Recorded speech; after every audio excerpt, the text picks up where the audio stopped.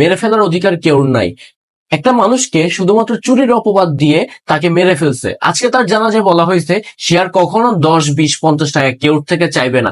যে ব্যক্তিটা একটা সময় আল্লাহর কাছে দোয়া করছে সে 1000 বছর বাঁচার জন্য, তার ইচ্ছা ছিল 1000 বছর বাঁচার জন্য, হায়াতের মালিক অবশ্যই আল্লাহ, কিন্তু তাকে পিটিয়ে মেরে ফেলা হলো।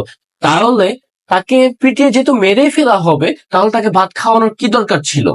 আর তার থেকে বড় কথা হচ্ছে, মাত্র সামান্য একটা ফোনের জন্য আর 35,000 টাকা কষ্ট করে সে জমায় একটা ফোন কিনছে, তার কাছে এটা বড় হয়ে গেছে। তাহলে কি এটা ধরে নেওয়া যায় যায় যে 35,000 টাকা ইকুয়াল টু একটা জীবন, বা এক প্লেট ভাত ইকুয়াল টু একটা জীবন?